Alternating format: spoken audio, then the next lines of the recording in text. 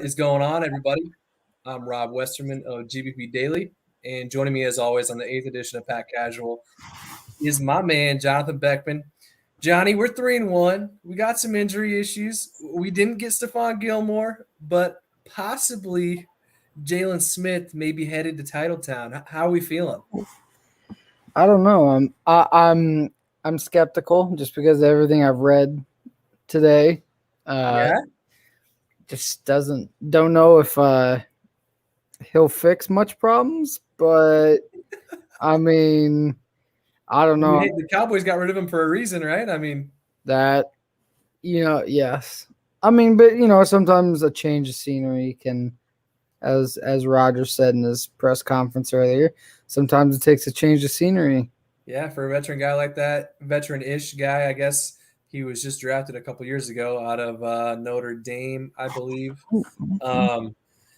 I wasn't too high hopes for Stephon Gilmore, like we were just talking about before we went live. When Jair comes back, hoping he does, are we going to play? I mean, you'd have to play him over Stokes because he just won Defensive Player of the Year in 2019, and I want to see Stokes. So that's kind of yeah, we have Stephon Gilmore, but at the same time, we've been wanting Stokes all year, and then all of a sudden we're just not going to play him. I'm okay that we didn't get him. I would have been pumped if we did. I'm not sure if you were one way or the other, whether you thought we were or whether you didn't want him. What were you thinking about that?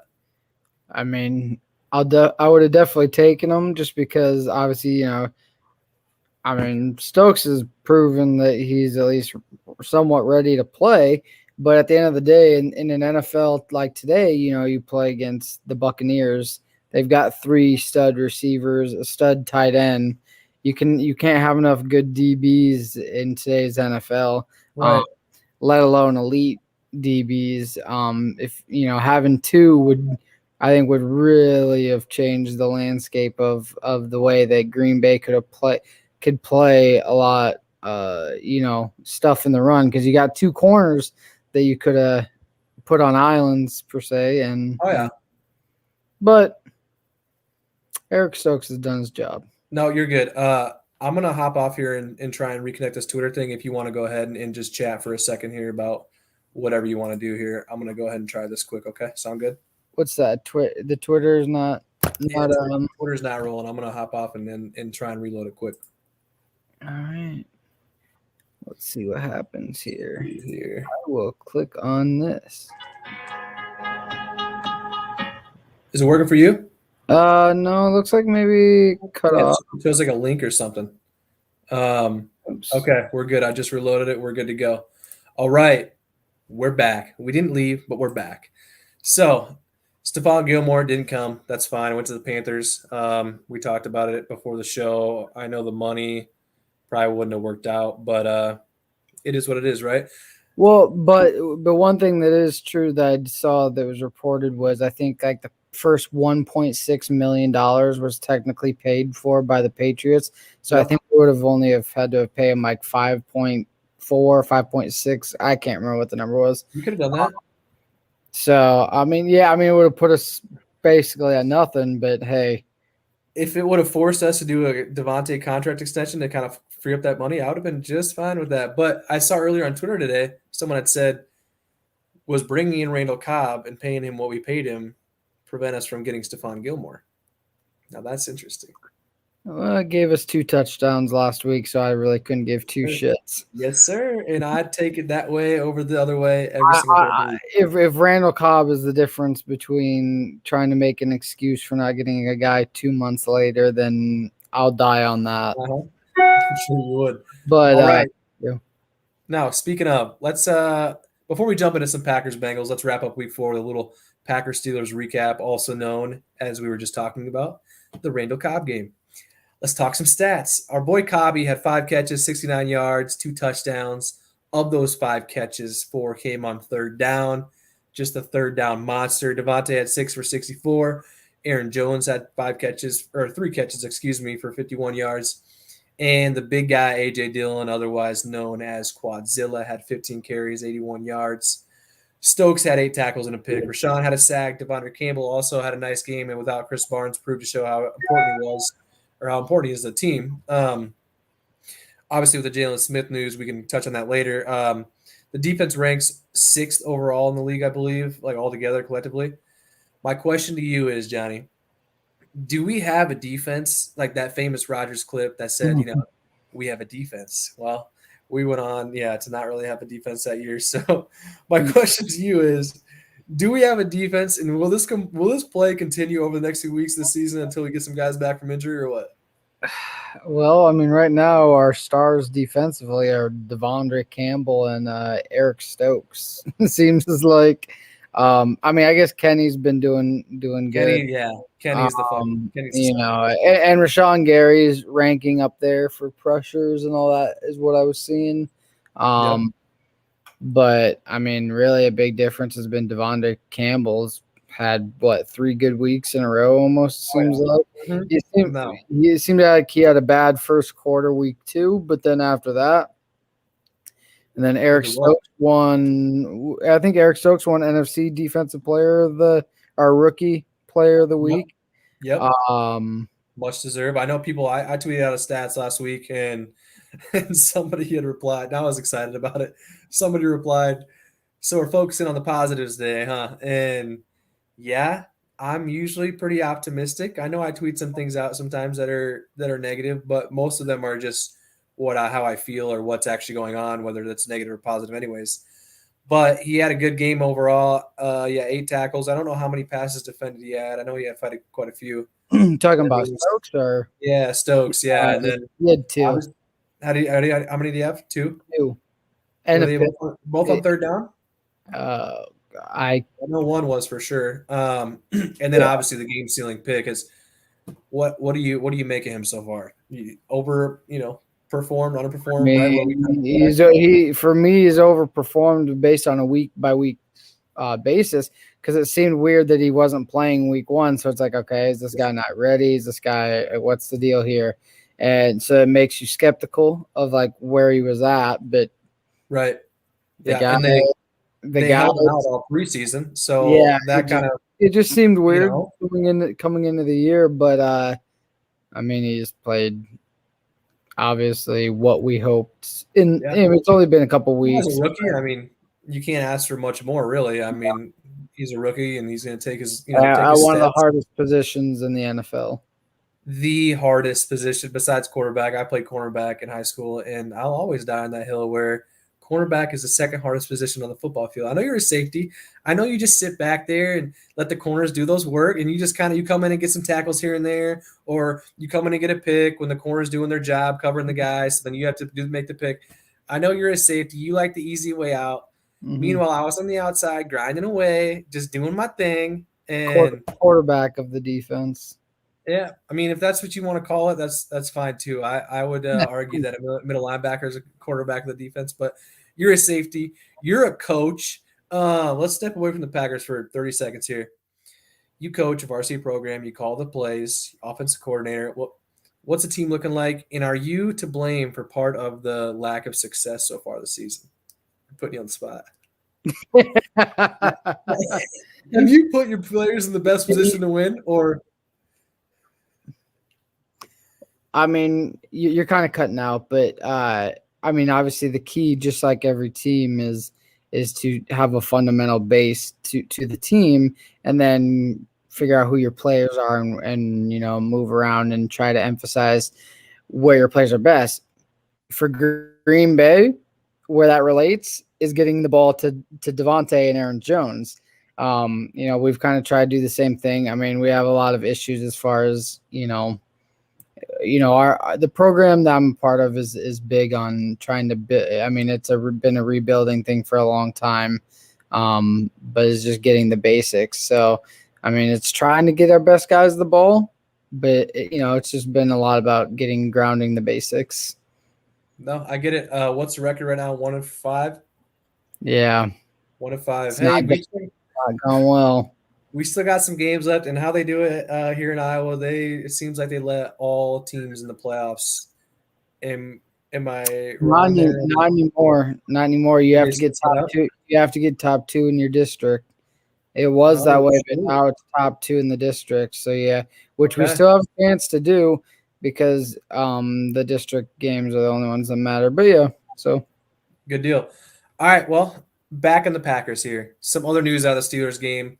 Obviously, Jair went down with what seems to be an AC joint injury in the news today from coach said they're doing everything they can to avoid surgery, which I follow this guy, Dr. I'm not for sure what his name is. He used to be like a NFL team medic or something, and now he's retired and just tweets out news. And it's I don't know if like Chow or whatever his yeah, name that's is. what I was gonna say. I didn't want to mess up his name and be disrespectful, but yeah, I think that's what it is. He talks about injuries around the Chow league, and makes you think and of the Hangover. yeah, that's exactly what I was thinking. And that guy is an actual doctor in real life, which is funny.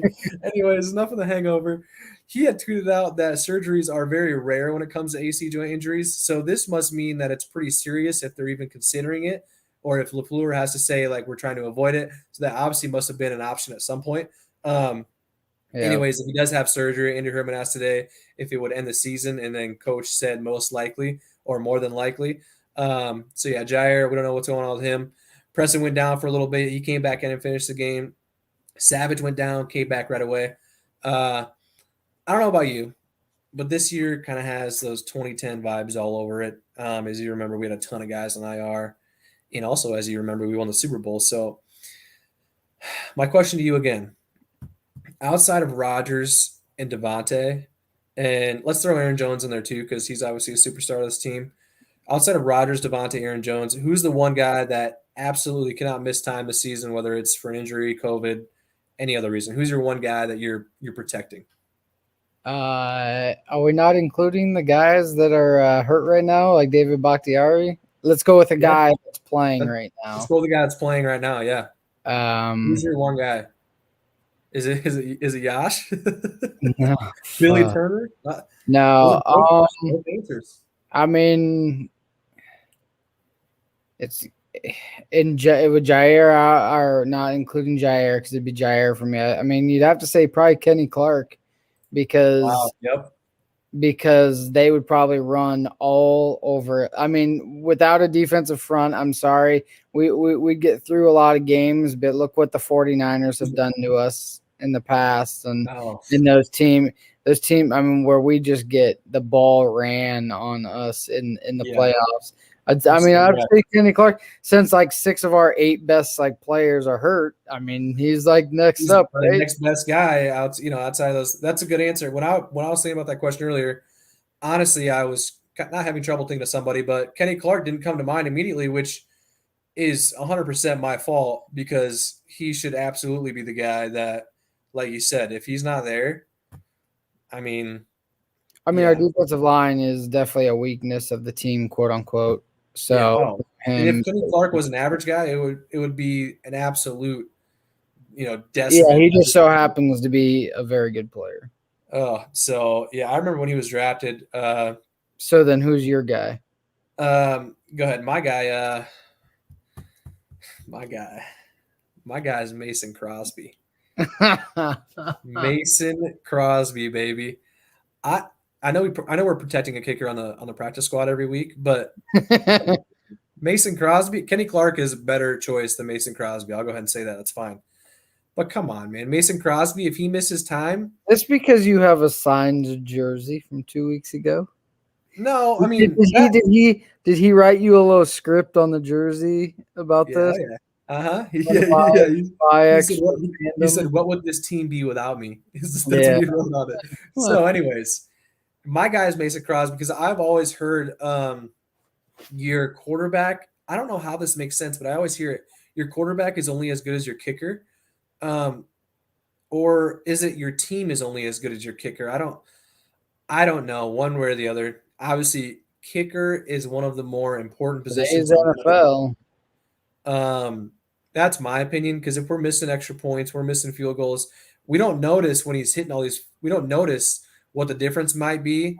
And in recent weeks, obviously, when the Vikings lost on that missed kick, like everybody tweets out, so thankful for Mason Crosby, and it's become more aware, and everybody's awareness about the whole idea of a kicker is being, brought up more. But if we're missing field goals, and just like the other day, if we would have missed one and just stayed up 7 instead of going up 10, like you don't know what the frick's going to happen. And yeah, that could swing games. And obviously, the 49er game from a couple weeks ago, he came in and just fucking nailed the 51-yarder for the win, baby. Are you kidding me? My guy's Mason Crosby. I know you're Kenny Clark. That's a better pick than mine. But yeah, mine's Mason Crosby. So Might not be. yeah, yeah, I mean, you could technically be right. yeah. I mean, we both have good options. So other news. In reaction to the Jair injury, I assume the Packers signed a cornerback today, not Stephon Gilmore. Um, isn't Rashul. isn't that such a Green Bay troll thing to do? Yeah, I, f- that's I feel like the last couple of years, that's kind of been the thing. There's been a big free agent, and then all of a sudden it's like, oh, don't worry, Green Bay picked up this random dude. So it's like like, with, if, like if with, you would with have told me, receivers, you know. if you would have told me, okay, so at 9 o'clock, oh, Green Bay is in the running for Stephon Gilmore, and then at 7:30, you told me Green Bay got a new corner today. I would have told you, okay, did we actually get Stephon Gilmore? And then the part where you're like, yeah, no, who the hell did they get? Who's this guy they got? Uh-huh. No. So his name is I don't know how to pronounce it. It's spelled Rasul. I'm gonna go ahead and just assume it's Rajul. Rasul? Razel? I don't think it's Race. Rajul. I'm gonna go with Rajul Douglas. He was on the Cardinals practice squad, so obviously a guy who didn't make the 53 for them. Whatever. We needed some corner depth, obviously, with Jair being out. Kevin King was back practicing today, and LaFleur said today in his press conference that he's trending upwards to play this weekend, which, in my opinion, is good news. I know everybody doesn't want to hear or see I Kevin mean, at King. this point, we have to. I He mean, yeah, has we don't have to an option. So, and as you just said, so after all the Stephon Gilmore fun this morning, the Packers went out and trolled everybody by signing a cornerback, play. That is like just so as good. everyone wished. Like, goodness sakes. So, moving on. Jair, thoughts and prayers, a lot of prayers from me, hoping that. I mean, even when he comes back and plays with a shoulder brace, if he does end up coming back and playing, like it just sucks knowing that he's just Well, his games is part of his game is toughness. It's not finesse. Part right. of the game is toughness. Yeah, he plays bigger than what he is, and obviously That's not what led to him getting hurt, but he made a big hit, and yeah, it just sucks because yeah, when he went down, I was like, "Are you kidding me?" Then he came off and he did like a shoulder thing, and at first I thought he like flexed coming off, and so I was like, "Hell yeah, like he's good," but it ended up just being like him, ruffling his shoulders up and maybe getting it back into position, whatever was going on. So yeah, it just sucks because he like last year he was one of if not the best corner in the league. The year before he was slept on, was just getting to that top corner spot and getting that recognition. And then this year, I mean, he gave up a couple touchdowns, both pretty good plays on the offense, and then obviously the reception on third down to I think it was Ayuk or Debo Samuel, one of the two. That was just a ridiculous. A They're good both there for the catch. catch, Yeah. and then the injury happens, and yeah, just I don't want his name to fall off from the national sphere, but maybe they'll get quarterbacks to start throwing his way more. Probably not, but all in all, I hope he comes back this year at least. Um, we'll just have to wait and see. All right, enough of the negatives. Let's focus on the positives, baby. Our punter, man, we got a fucking punter. Corey Bojorquez has just been an absolute monster. That punt from when we were inside the end zone and he boomed it, I think like 54 yards, 51 yards to He had force a a fair he had a catch. 57 yarder. 50, it was unbelievable. Like Yeah, in the yeah. own end zone. He Like had a I'm just used to seeing the ball. They pan out, show the field. I'm just used to seeing the ball go out of bounds like 20 yards down. 30 yards. You know, and yeah, he just sat back in there and was like, "All right, hand that shit to me, and I'll bomb it. Not a big deal." So Corey Bojorquez has been a monster. Our receivers are probably the best in the league at blocking. That's a positive. Um, That Joe, is. Joe Barry in the defense seems to be trending upwards after the week one disaster that I'm just forgetting. Kevin King is back practicing today, as we said, after missing time with a concussion.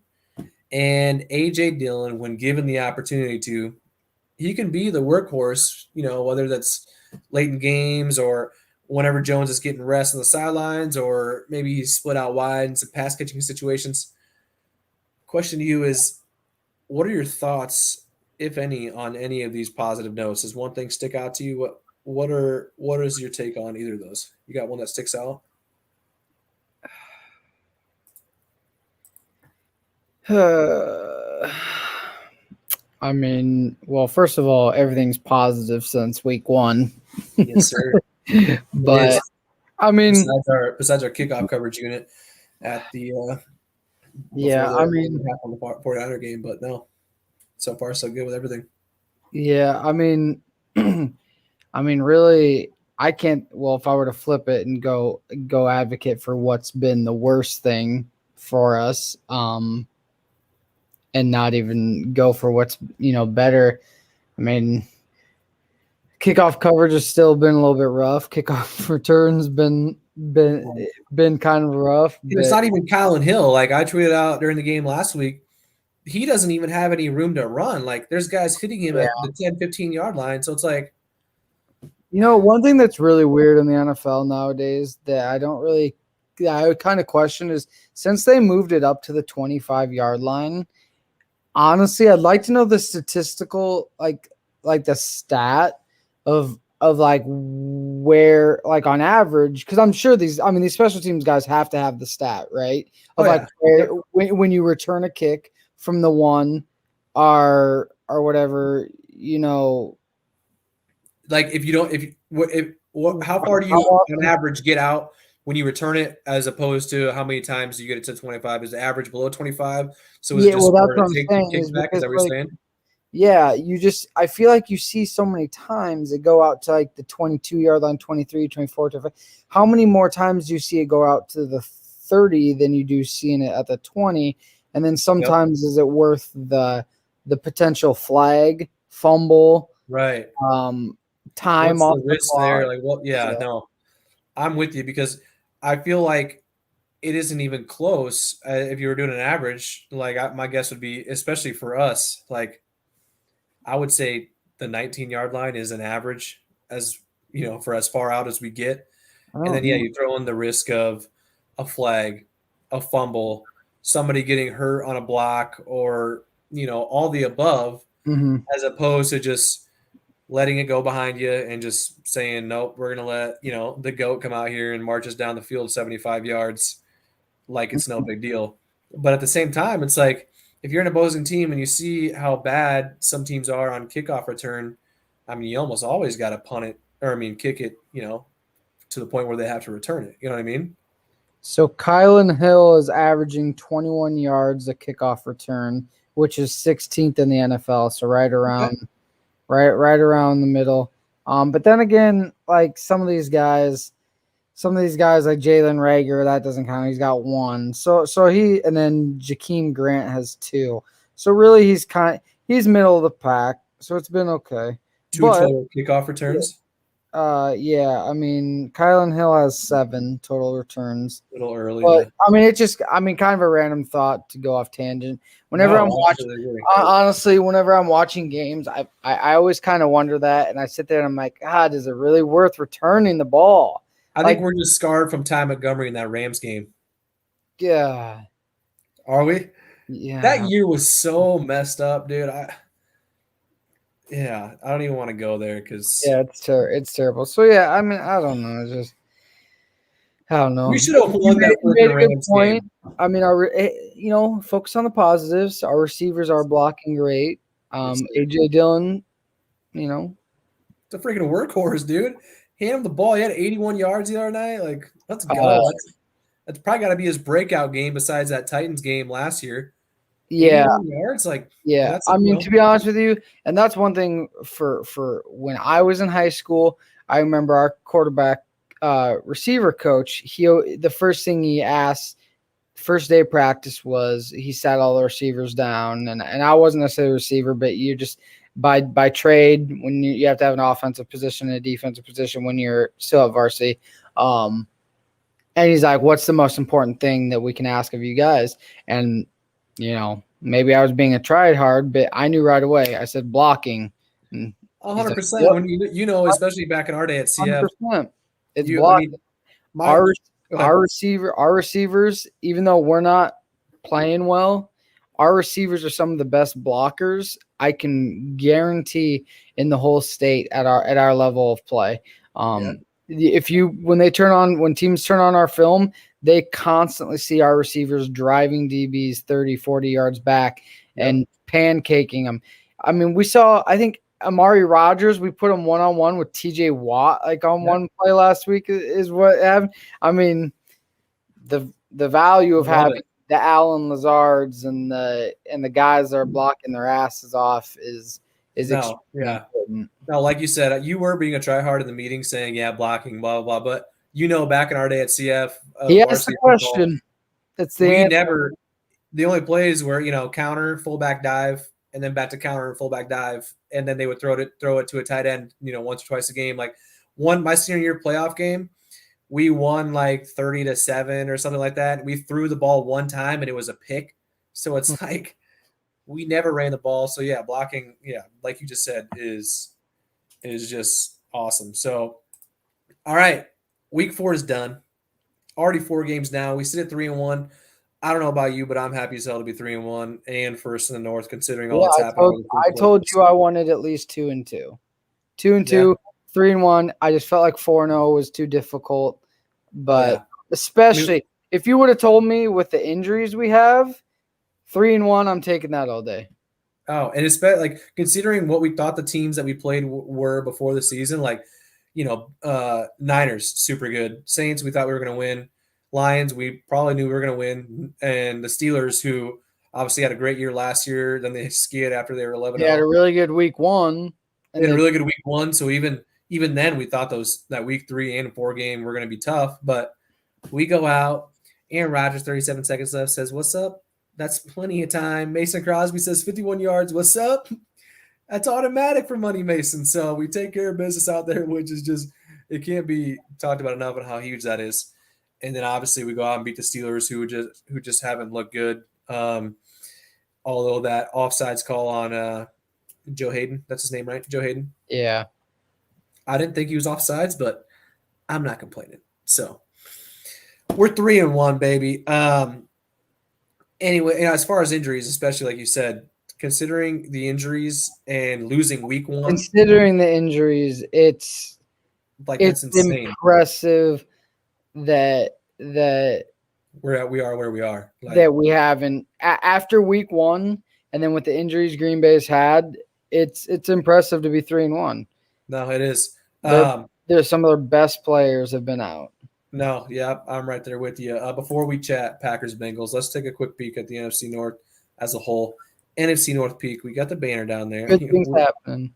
We're getting better at this banner stuff and all this streaming stuff. We're getting better, right? Anyways, let's take a look around the NFC North. Bears sit at 2-2. I saw it today. Maybe it was yesterday. I think it was today. They officially announced Justin Fields as their starter moving forward. Also important for them and important for us, David Montgomery is going to miss 4 to 5 weeks with a knee injury, which is just unfortunate for him. But isn't that? I'm sorry, I don't mean to cut you off, but based on what you just mentioned, isn't it funny that now they're so gung ho to say that Justin Fields is our starter going forward, when last week they said that it was between 3 guys to start? It sounds like there's one or two things. It could be the media kind of just messing around with everything, twisting words. So if it's that case, then I'll hold my tongue. But maybe we know too much about. So, but right, that's what I'm saying. But otherwise, how do you go from all 3 of these guys might play to no, this guy's our guy? That sounds like a little bit uncertainty. It was 3 guys last week, and then I think earlier this week they were like, Nagy was like, if Andy Dalton's healthy, he's our starter. And then all of a sudden he comes out and says Justin Fields our starter moving forward. They got it right, in my opinion. Get him in there and just have him start learning. I mean, anyways, David Montgomery's out 4 to 5 weeks. Yeah, with the injury, Green Bay will play him in that time span. Yeah. So yeah, that includes our first meeting with them on October 17th. So that affects them obviously. impacts us. Unfortunately, we're not going to, he's good and he probably would do some damage against us. So it's unfortunate that he's going to be injured and out. Yep. On to the Vikings, they're 1-3. They got some tough losses. I'm not complaining about it one bit because I hate them. They got some tough losses. Week 1, they lost to the Bengals. Week 2, who they lose to? I'm blanking. Who did the Vikings lose to week 2? Yeah, week 2. What? Were we watching it? Was that the when they lost to the Cardinals? Maybe I'll look it up quick. But they had some tough losses, and obviously, just this last week they went down because the 2 weeks ago they beat Seattle, right? Yeah. So they barely lost to the Cardinals, and then they beat Seattle. Oh, that's right. Oh, you're right, because they were going back and forth with Arizona, and I think they were up. Oh, that was when they had the game-winning field goal at 37 yards, and that is they missed it. Yeah. So you missed it. They're 1-3. I think they're the best 1-3 team in the league, considering their record. I thought they were a solid team, and even when Dalvin was out, I thought they were good. So Vikings are 1-3. The Lions, who the NFL they posted earlier this year a poll on who would win each division, and the Lions surprisingly was the team that came out winning. That's a poll for every NFL fan, and they came out on top, and we were all like "Is this a joke?" That was a bad. Yeah, I think some people really caught on to the trolling. I think so too, and it's not like it's a Lions account tweeting that, and the Lions won. It wasn't. So they're at 0-4. I got a little question for you, kind of a pointless but kind of interesting question. So the Lions' next 4 games are the Vikings, Bengals, Rams, and Eagles. Vikings, Bengals, Rams, and Eagles. Did you say? Eagles. Yep. And we have Bengals, Bears, Washington, and then the Cardinals on Thursday night. My question is, what happens first? Do the Lions win a game or do the Packers lose a game?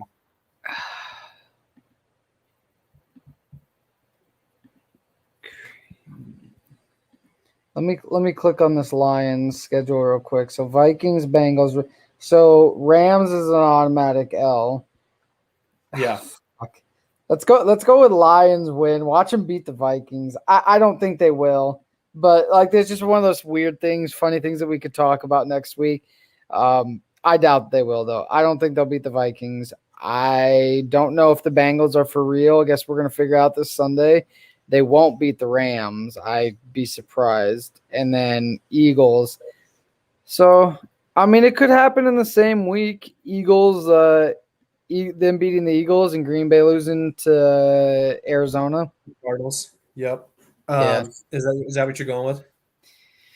Yeah. Honestly, I think both of those bode for them to keep losing, and then Green Bay probably to win their games. So yeah, so I think most likely both are to happen in the same week, in 4 weeks. That is actually exactly the answer I had.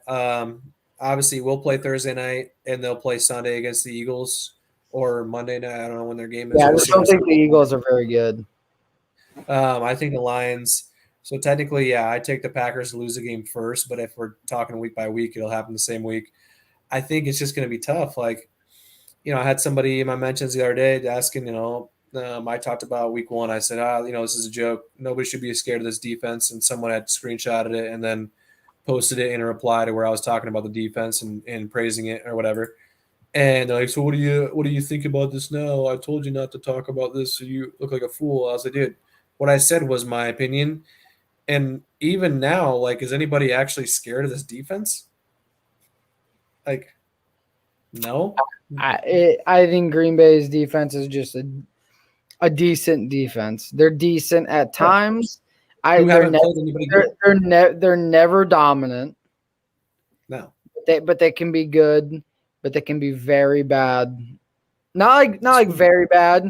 They're very bad in situational. Very bad, but they can just bad in situations. Yeah, there's just Like third and Uh, 11s, right? You think it's there's automatic? just as a Packers fan, there's just so much recency scar tissue in the last 10 years that I just feel like every time they struggle, and sometimes I'm overreacting, but it's just Per like every usual. time they struggle, you're just like, same old defense, No. Yeah, giving I them completely whatever the agree. hell they want.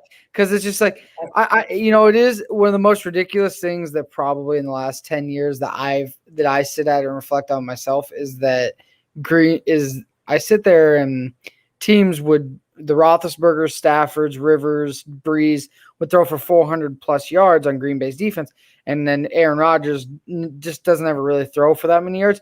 I'm going, how do we have Aaron Rodgers and he's only throwing for 230, and then these other teams with these average quarterbacks are throwing for 350, and it's just Yeah. like there's one of those things, and then I have to sit back and look back at it and be like, okay, but look at what's happened over the last 10 years. Yeah. Like No, I completely agree. consistency. Rodgers has Yeah. just given consistency, but the defense has just been really bad at times, No, especially I agree. 2011. I was reading Bill Huber's article on like Sports Illustrated, or I believe that's where he was, where he writes it from. And yeah, like he said he was talking about we haven't played an elite quarterback, we haven't played an elite offense, um, at all. So it's like we're 4 games through. We're almost a fourth of the way through. If it was a Yeah, 16 game, we're and probably Burrow's like Burrow's not by any means elite, I mean but he's not a top 10 quarterback. I mean he could be he's in the yeah, and range. he's not elite by any means, but I think Top like 15. he's 78 for 107, so he's completing just over 70% of his passes. He's thrown for 1,000 yards and 9 touchdowns. That's Yeah. all better stats than Aaron Rodgers, Yep. technically. Right. So And we know, yeah, I get it. We haven't played. I think we're trending. We're trending in the positive direction. But once we face a guy like Kyler Murray, like who nobody can stop, come on. Are we? Especially if Jair's not there, and if like guys like if guys like Chris Barnes is not in there, instead Ty Summers is in there, like Jalen Smith. yeah, yeah, I saw Andy Herman tweet earlier today that Jalen Smith, in his opinion, isn't better than Chris Barnes, Oren Burks. He's Yeah. probably that fourth, maybe third guy. And is he a difference maker? Maybe, maybe in a situation here or there. But yeah, when we face Kyler Murray, like, I don't know. It's going to be very interesting. So, all right. Let's talk about the Bengals, huh? Go for it. Well, like I said, statistically, like their individual guys, they showed up. I haven't looked at the injury report. I don't know if you've seen if T. Higgins is coming back this week. I don't know if you've. I haven't seen much. No, What's that? I haven't seen much. No, am I breaking out? Sorry. No, you're good. All of a sudden an advertisement started showing when I tried to look at. Well, I think I saw Green Bay was favored by 3. The over-under's at 51 points. Here's the injury report. T. Higgins is questionable. What's Joe Mixon? He's one of their top receivers. Oh, yeah. Their average points per game, 23, allow 19 per game. They average 345. Defense gives up 343. So they're very similar to Green Bay overall, statistically wise. With that being said, Green Bay's week 1 really kind of has through all those stats until we get to like week 10 where things kind of even out. Yeah, it really skewed the heck out of it. But really, when I look at the stat comparison, there's a lot of similarities between the two teams. They're all really close. They beat Jacksonville by 3. They beat Pittsburgh by 14, lost to Chicago, and then beat Minnesota by 3. In that Chicago game, I think they had 3. No. Joe Burrow had 3 picks and still almost won. They lost by 3. Yeah, right. So, to be honest, it looks like they've kind of barely gotten by in some of their games. Barely lost. They barely got by. The Steelers game was pretty close. Yeah, when you look at the last 3 weeks, Green Bay's offense is putting up 30 a game. Yep. Easily. Last week I we could have just, put up 40. I'm just trying to put an early, I think it says the spread's 3. I think Green Bay base is just Green Bay's trending, Jair being out. I think Green Bay just trends to win this game. Yeah. Kind of like last week, just the better team. No, I Like, agree.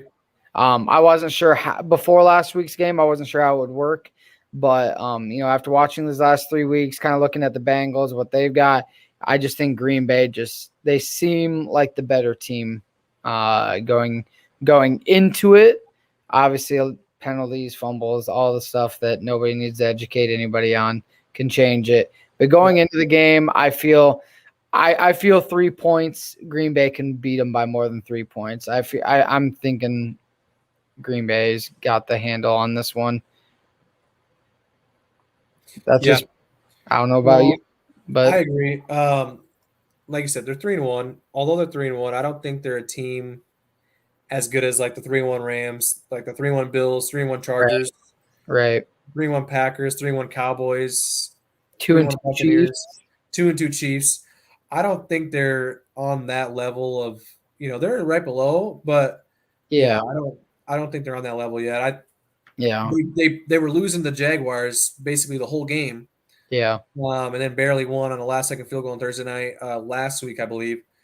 And then this week, Joe Mixon, been dealing with an injury, and I know his status is day to day instead of week to week. I know their coach had said, but no, spreads at 3. I don't think we're gonna have a problem. But like we said, week 1, we were gonna kick the Saints' ass, and we got wrecked. So, all right, next on tap. I haven't seen anything since we hopped on about Jalen Smith. I saw reports earlier by the famous Ian Rappaport saying that Green Bay is a likely landing spot. Nothing official yet. Could be What's one of up? those 5 a.m. texts that you randomly get. Oh yeah, no. What do you think of this potential addition to the defense? Is it needed? Is it going to be a difference maker? Is it a depth signing? Is it a signing just to set up the fans? Like, what do you think it is? I think somebody was saying that Green Bay ran like a bunch of line. I don't even know. I'm not gonna dive deep into it, but I don't. Maybe Joe Barry has some sort of scheme. He kind of wants to run with it. Yeah, I would assume it's depth. I mean, I don't know how much we'd have to pay him. I just certainly hope that we're not just wasting money, just throwing money out there. Because if that's the case, then it makes me very angry that we wouldn't go out and get a a difference maker. Stephon Gilmore to do that. But I mean, that's at such a different level of things. But on the same day, it's hard not to put those two things together. Dude, this random thought came to my head. We paid Kevin King like $6 million or whatever to come back. It would have taken less to get Stephon Gilmore today. Obviously, it doesn't matter because it didn't happen, and the situations of this and that, obviously the butterfly effect, none of it would have came to fruition anyways. But I'm just doing apples to oranges here. So yeah, I'm with you. I think it's a depth signing. Yeah, I mean, you never know. No, I agree. It's a depth signing, and that's all there is for that. So, all right, before we wrap things up, you know Okay, what? Jack. Big man there, Jack. Big tough guy, Jack. I'm not giving him the screen time because that's all he came in here for. So, anyways, prediction time, and I'll go first. So, Packers Bengals 12 o'clock in Cincinnati.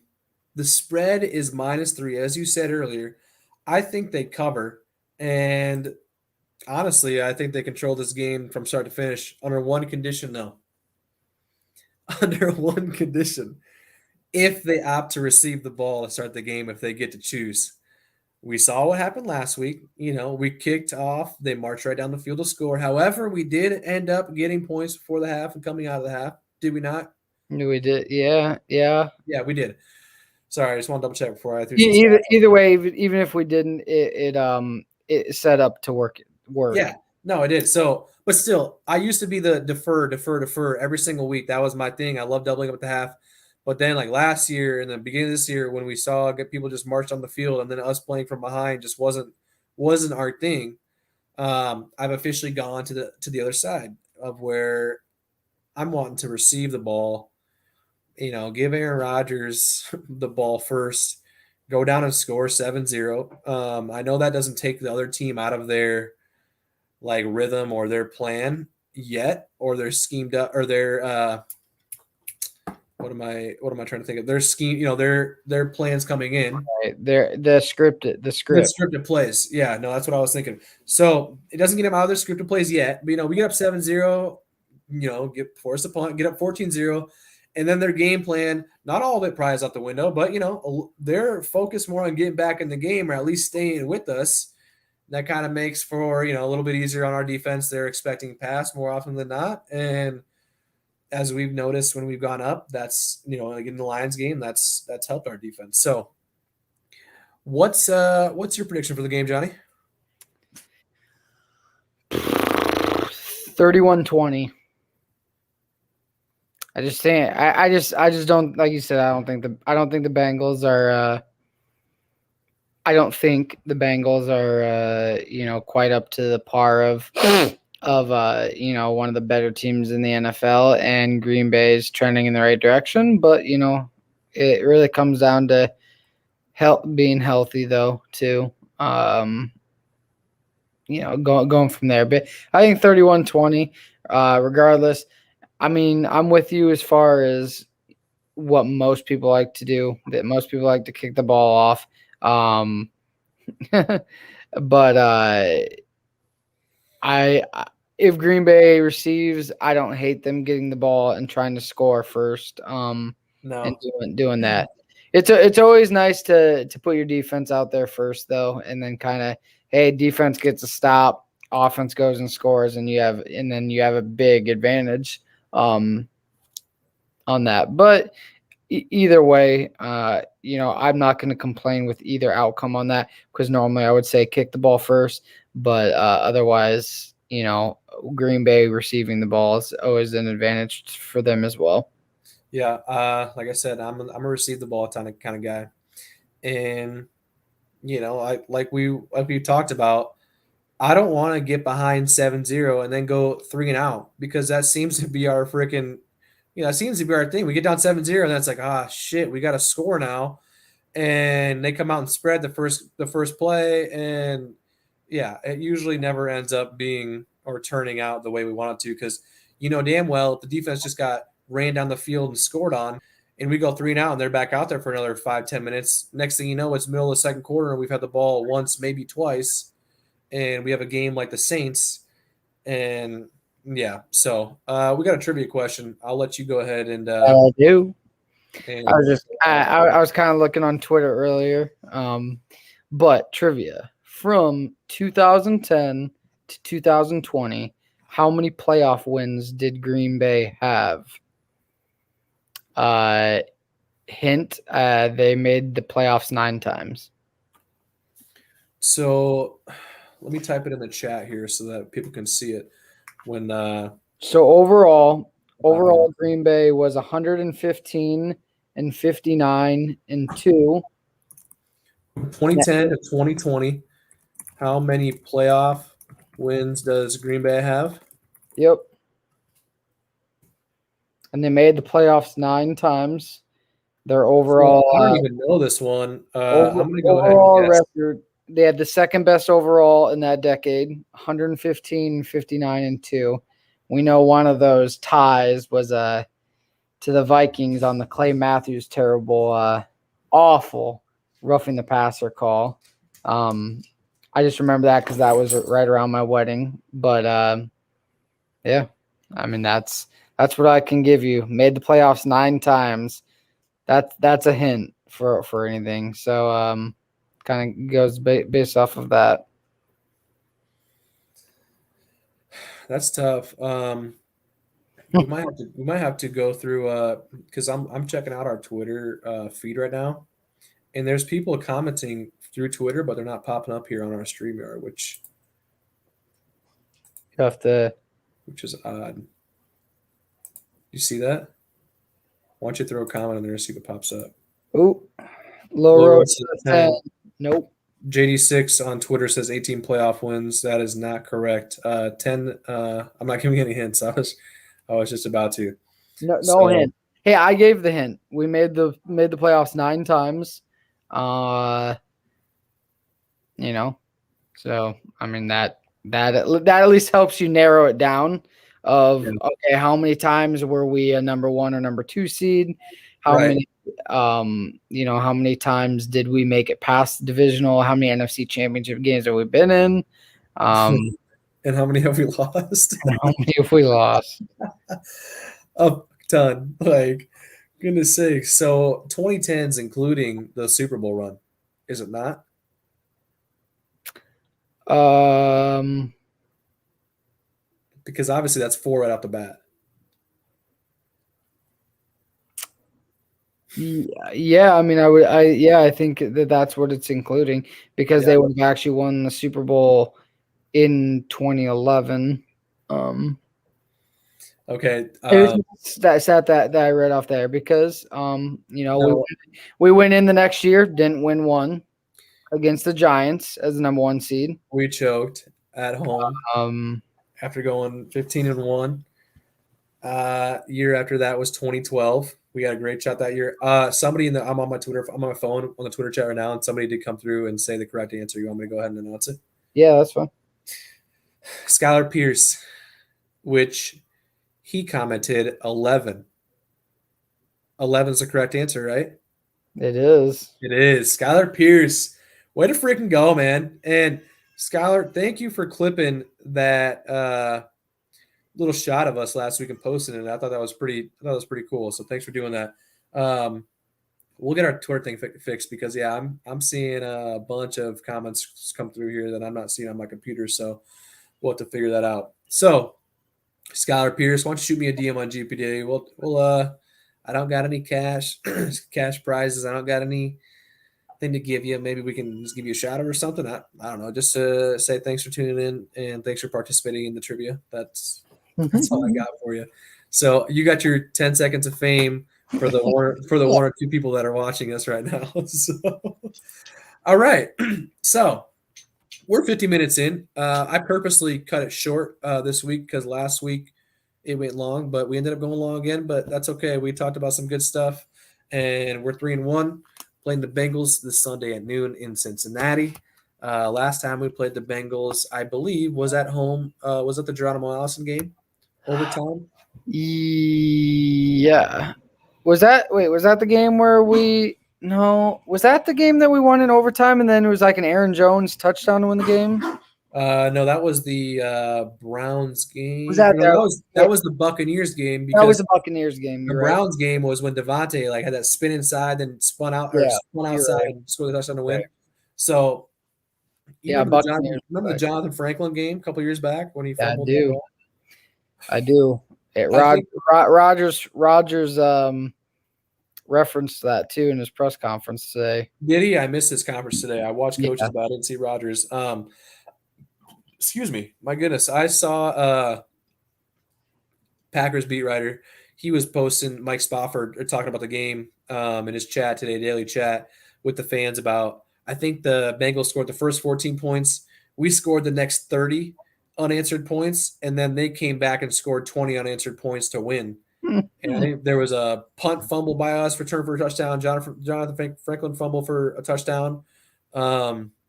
Just an absolute mess of a game. So, anyways, I'm pumped. We're 3-1. We got a game this Sunday, a noon game. That's cool Yeah. with me. That's cool with me. Like I like noon games. And, Over and out. we're over and out. Yeah, first thing in the morning, we're over and out. And we can sit back after the Packers win and watch the rest of the games and watch the Vikings, Lions, Bears all loose. Hopefully, yeah. You got any last words before we hop off here? No, I mean I hate to do this because because I did the same thing week 1. But I'm confident. I'm confident. I also think it's important to obviously get these wins because with Green Bay just not being quite healthy at the moment. It's pretty important to get these wins right now. You always want to have some back pocket wins later in the year. I mean, beating the Bengals isn't the most important, game, but AFC matchup. it'd be nice to get a nice string of 5-6 wins.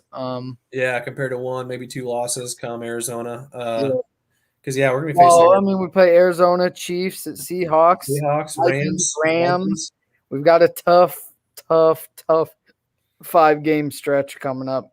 So And really if nice. Jair isn't back for that Seahawks, Chiefs, Vikings matchups, I mean, we're talking Tyreek Hill, DK Metcalf, Tyler Lockett, and then obviously Justin Jefferson, Adam Thielen. Like, those are just some freaking guys those are just some freaking dudes. So to not have him and not have Stephon Gilmore, Eric Stokes leading the way with Kevin King on the other side if he's healthy. If not, Shamar John Charles could be the other guy, Shannon Sullivan. We'll see. Right. We'll see. see. Wait and see. Good stuff. Well, that does it for us. Thank you to all who tuned in and commented. I appreciate it. And this is what we love to do. We love to chat and talk Packers with you guys. Check out the links in the description below this video and continue chatting with Johnathan and myself on social media, Twitter. Got our links down there. Just, give us a follow, tweet us, DM us, whatever you want to do. We're always down to talk some Packers. So for Johnathan and myself, we will catch you guys later. Thank you.